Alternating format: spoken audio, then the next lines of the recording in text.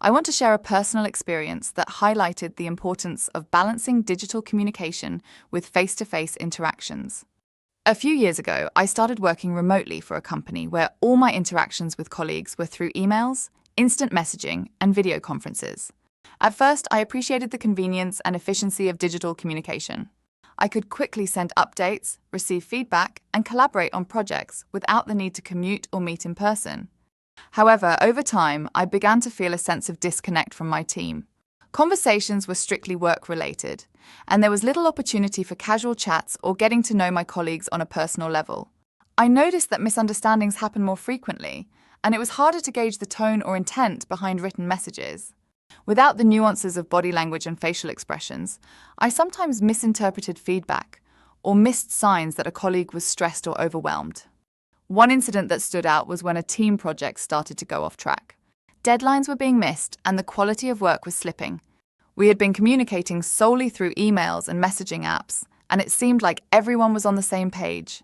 But when we finally scheduled a video meeting, it became clear that several team members were confused about their roles and expectations.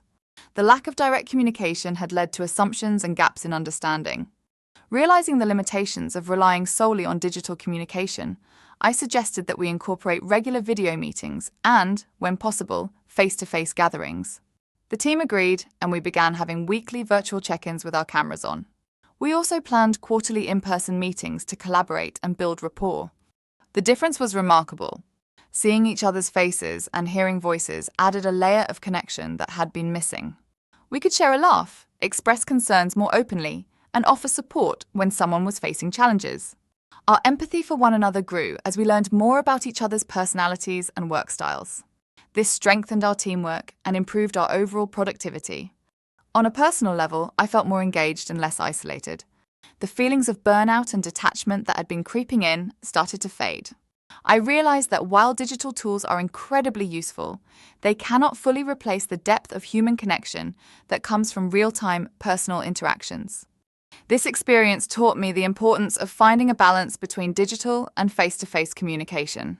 Incorporating more direct interactions helped preserve and enhance our interpersonal skills, empathy, and mental well-being. It reminded me that technology should be a tool to facilitate connection, not a barrier that diminishes it. By consciously seeking opportunities to connect on a more personal level, we can enrich our relationships and navigate the digital age more successfully.